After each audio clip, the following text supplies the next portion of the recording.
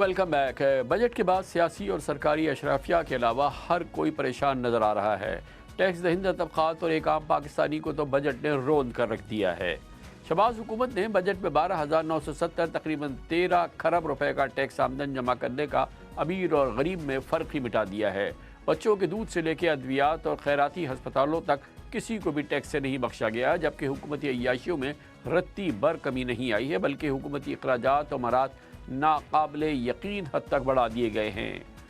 तनख्वाहदार तबके से लेकर दिहाड़ीदार अफराद के लिए तो अब घर चलाना नामुमकिन है, जबकि बजट में तमाम नवाजिशात उन पर हैं जिन्होंने बिजली और गैस के मुफ्त यूनिट्स, लग्जरी गाड़ियाँ, पेट्रोल डीजल जिनको फ्री में मिलता है और सरकारी ख़जाने से मिलता है। अहम सवाल ये है कि क्या एक आम आदमी पर इतने टैक्सेस का बोझ डालना और हुकूमती मशीनरी को मराद से मालामाल करना भी क्या IMF का मुतालबा था? हुकूमती इदारों के बजट में 46 से 62% तक इजाफा किया गया, जिनमें सदारती महल, वज़ीर आज़म हाउस, कौमी असम्बली, सेनेट, काबीना डिवीज़न और इलेक्शन कमीशन समेत दीगर आइनी इदारे शामिल हैं। सरकारी मुलाजमीन की तनख्वाहों में 25%, रिटायर्ड मुलाजमीन की पेंशन में 15% टैक्स फ्री इजाफा है और अरकान असम्बली का सफरी अलाउंस 10 रुपये किलोमीटर से बढ़ाकर 25 रुपये कर दिया गया। अरकान पार्लियामेंट के 30 बिजनेस क्लास फ़िज़ाई टिकट इस्तेमाल न होने पर अगले साल काबिल इस्तेमाल करार दे दिए गए, जबकि तमाम पाकिस्तानियों से फ़ज़ाई सफ़र में 55 अरब रुपए की इजाफी फेडरल एक्साइज ड्यूटी वसूल की जाएगी। जबकि बजट के बाद हुकूमत की जानिब से न सिर्फ ये कि सरकारी इदारों में किफ़ायत शारी के दावे किए गए वो ढेर हो गए हैं, बल्कि अफसोस की बात यह है कि एक आम आदमी की टैक्स मुश्किलात पर हुकूमती अहदेदार मज़े का खेज़ रद्द-ए-अमल देते हैं। हैरानगी की बात यह भी है कि ऐवान सदर के बागीचे की देखभाल के लिए 85 सरकारी मुलाजमीन ड्यूटी देते हैं, जिनका बजट 2 गुना कर दिया गया है, जबकि सदर पाकिस्तान की गाड़ियों के काफिले के लिए मुख्तस बजट में 400% इजाफा हुआ है।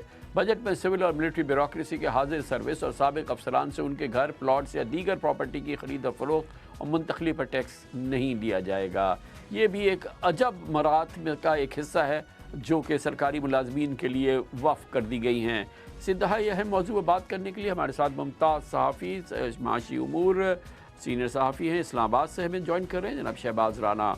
बहुत बहुत शुक्रिया शहबाज राना साहब, ने बहुत उम्दा ये एक तहकीकाती ख़बर भी लिखी है और एक आम तासुर बिल्कुल ये वाज़े होकर सामने आ गया है कि हुकूमत अपने अखराजात कम क्या करती, उसने तो अपने अखराजात बढ़ा लिए हैं और अंधाधुंध बढ़ाए हैं। जिस तरह से ज़ाहिर है कि पाकिस्तान में एक भी इदारा नहीं है जो 25% यकमुश्त तनख्वाह बढ़ा दे, एक भी इदारा नहीं है जो कि टैक्स फ्री अपने मुलाजमीन को मरते दम तक और उसकी नस्लों को भी जो है वो पेंशन देता रहे, उसमें भी इजाफा कर दे।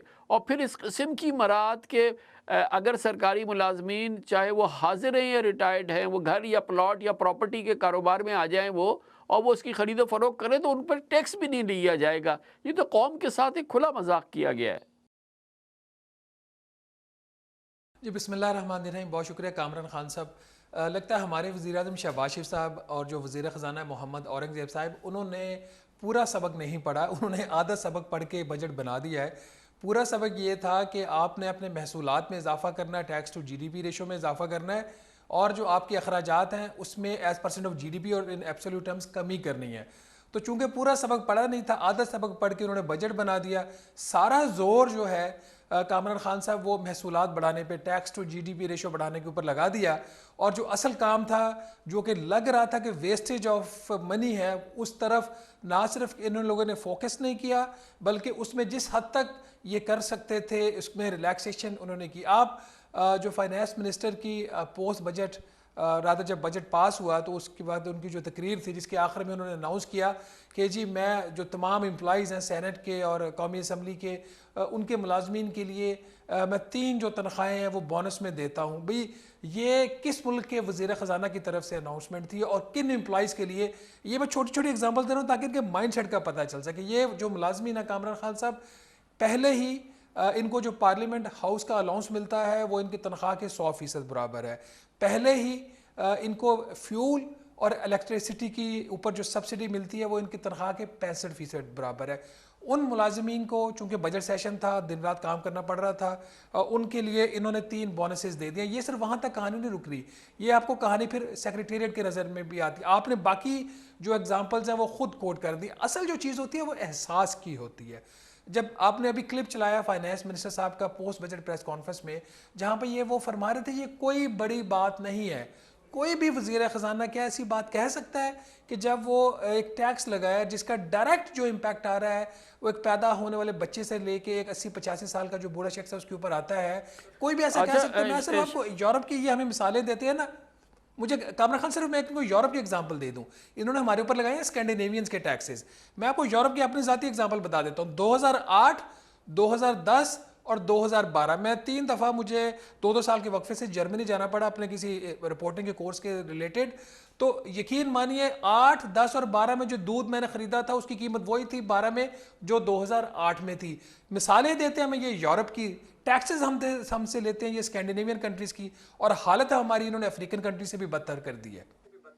تو یہ بھی بتائیں، یہ بھی ایک اہم بات یہ ہے کہ جو ماہرین ہیں وہ اس کو چیلنج کر رہے ہیں کہ کیسے یہ جو 13 ٹریلین کا ٹارگٹ رکھا گیا ہے یہ اچیو ہوگا، کیونکہ اگر اس کو کیلکولیٹ کریں، ابھی گزشتہ سیگمنٹ میں بھی ہماری بات ہو رہی تھی کہ یہ tax to GDP ratio اگر انہی نمبرز پہ اگر ہم کیلکولیٹ کریں تو اس کا مطلب یہ کہ ہمارا جو آج 9 ساڑھے 9 ہے اس سے بڑھ کے یہ 13% ہو جائے گی.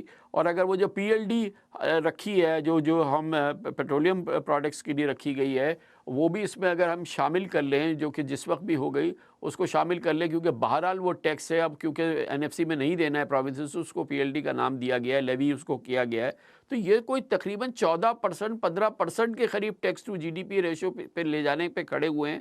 9 سے اتنی بڑی جمپ جو ہے tax to GDP ratio میں 50%، کیا یہ کسی صورت بھی ممکن ہے؟ کامران خان صاحب، آپ تو انڈیپینڈنٹ ایکسپرٹس کی بات کر رہے ہیں، آپ جرنلسٹ کی بات کر رہے ہیں، اینالسٹ کی بات کر رہے ہیں. یہاں پہ جو ایف بی آر کے اپنے اعلیٰ حکام ہیں وہ کانفیڈنٹ نہیں ہے کہ یہ ٹیکس جو ہے، یہ جو ہدف ان کا 12,970 ارب کا، یہ حاصل ہو سکے گا. مجھے ایک بڑے ایک سینئر بندے نے کہا، میں ان کا نام نہیں لوں گا، انہوں نے بات کی، انہوں نے کہا کہ جی موجودہ چیئرمین صاحب کو یہ ہٹا کے اس کی جگہ پہ 2 چیئرمین کو بھی لا کے بٹھا دیں تو یہ ہدف حاصل نہیں ہوگا. اچھا، اب اس کے اندر جو گیپ ہے، جو میں نے اپنی ایک پوسٹ بجٹ پریس کانفرنس میں جب سوال بھی کیا تھا وزیر خزانہ صاحب کو تو غالباً ان کو ناگوار گزرا. انہوں نے جو ہمیں خود آفیشیل ایسٹیمیٹس دیے ہیں کہ جو نئے ٹیکسز لگائے تھے 12 جون کو وہ تقریباً 1500 ارب روپے کے تھے، اور جو ایک نامینل گروتھ ہوتی ہے اکانومی کے اندر مہنگائی کی وجہ سے تقریباً 1500 ارب روپیہ اس کا تھا. تو جو اضافی ریونیو اکٹھا کرنا تھا وہ کوئی تقریباً 3600-3700 ارب روپے کا اکٹھا کرنا تھا. وہ اس میں جو گیپ تھا وہ گیپ ایک بہت بڑا سوال تھا. اس کے اندر جو کہ میرا سوال منی بجٹ کا تھا وہ تو انہوں نے وزیر خزانہ نے پوسٹ بجٹ پریس کانفرنس میں اس کا جواب نہیں دیا، لیکن 28 جون کو جب بجٹ پارلیمنٹ سے پاس ہوا تو اس میں 200 ارب روپے سے زائد کے اضافی ٹیکسز لگ چکے ہیں. تو وہ پھر بھی اس کے بعد بھی کوئی 400 سے 500 ارب روپے کا apparently on the face of it ایک گیپ رہتا ہے، جس کو آج تک جو ہے نہ وزیر خزانہ صاحب نے جسٹیفائی کیا ہے، نہ ایف بی آر نے جسٹیفائی کیا ہے. اور پروبیبلی گمان یہی ہے کہ ون آف دا ریزنس کہ آپ کا جو آئی ایم ایف کا پروگرام ابھی فائنلائز نہیں ہو پا رہا اسٹاف لیول ایگریمنٹ، یہ جو نمبرز ہیں یہ میچ نہیں کر رہے حکومت کے. تو جب تک نمبرز میچ نہیں کریں گے اور جب تک یہ اخراجات میں ان کو جو ضروری کٹوتی کرنی ہے یہ نہیں کریں گے، اس طرح کے ان کے معاملات چلتے رہیں گے. ایک اور چیز جو بڑی امپورٹنٹ ہے، بے رحمانہ بجٹ ہے. کس طرح سے جو پریزیڈنٹ ہاؤس کے خرچے بڑھائے گئے ہیں، جہاں پہ مطلب 100 کے قریب لوگ تو صرف ان کے بلانڈ کو مینٹ کر رہے ہیں، جہاں پر اندھا دھند ان کے ڈسکریشنری فنڈز ہیں اس میں اضافہ کر دیا گیا ہے، پرائم منسٹر کے کر دیا گیا ہے. وہاں دوسری جانب وہ بیچارے ہمارے پاکستانی جو کہ ہماری لائف لائن، ہماری ریمیٹنسز کو بھیجتے ہیں، غریب مزدور بیچارے یہاں سے باہر جاتے ہیں، ان کے ٹریول کو ٹیکس کر دیا گیا، گویا کہ ہم نے ریمیٹنس کو بھی ٹیکس کر دیا ہے. جی بالکل آپ صحیح کہہ رہے ہیں، انڈائریکٹلی ریمیٹنس کو بھی ٹیکس کر دیا گیا. کامران خان صاحب دیکھیے، نہ صرف یہ کہ جو آپ نے ٹیکسز کی بات کی ہے، اب اکانومی کلاس کے اوپر جو فیڈرل ایکسائز ڈیوٹی ہے جو پہلے 5000 روپیہ تھی وہ 12,250 روپے انہوں نے، یا 12,500 روپے فی ٹکٹ صرف اکانومی کلاس سے کیا، جسے 52 سے 55 ارب روپیہ صرف اکانومی کلاس سے اضافی آئے گا. جو بزنس کلاس کا ریٹ ہے ایک ٹکٹ کے برابر ایف ای ڈی کر دیے گا 3.5 لاکھ روپے کا. دیکھیے یہ جو چیزیں ہوتی ہیں نا، ایکسائز ڈیوٹی آپ کس چیز کے اوپر لگاتے ہو؟ جہاں پہ آپ کے سیلز ٹیکس آپ نہیں کلیکٹ کر پاتے یا کسی چیز کو آپ ڈسکریج کرنا چاہتے ہو، جیسے کہ آپ کی سگریٹس ہیں، سگریٹس کے اوپر آپ ایکسائز ڈیوٹی لگاتے ہو.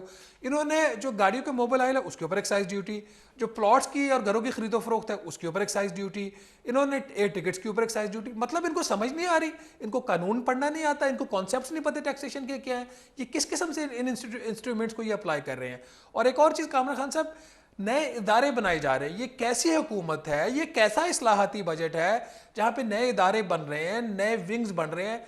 جو بجٹ پاس ہوا ہے اس کے اندر ایک ایف بی آر کے اندر ایک انویسٹیگیشن ونگ بن رہا ہے. وہ انویسٹیگیشن جو ونگ ہوگا وہ فراڈ کو جو ہے اس کو پکڑے گا. اب سوال یہاں پہ پیدا یہ ہوتا ہے کہ ایف بی آر کے اندر 2 ادارے اور اسی کام کے لیے, ایک ان لینڈ ریونیو کا جو انویسٹیگیشن اینڈ انٹیلیجنس ونگ ہے اور ایک کسٹمز کا انویسٹیگیشن اینڈ انٹیلیجنس ونگ ہے.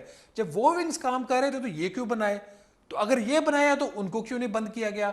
یہی صورتحال ہے ایس آئی ایف سی کی. جب ایس آئی ایف سی بنائی آپ نے تو اس کا مطلب یہ تھا کہ بورڈ آف انویسٹمنٹ جو ہے وہ اپنا کام کرنے میں ناکام ہو گیا. تو پھر آپ نے بورڈ آف انویسٹمنٹ کو کیوں نہیں بند کیا, آپ نے ایس آئی ایف سی کو صرف کیوں نہیں رکھا؟ تو حکومت کو واقعی لگتا ہے کہ سمجھ نہیں آ رہی, لگتا ہے کہ انہوں نے پورا سبق نہیں پڑھا, یا ان کو بتانے والا کوئی ہے تو اس کی سن نہیں رہے. بہت بہت شکریہ شہباز رانا ہمارے ساتھ موجود ہے.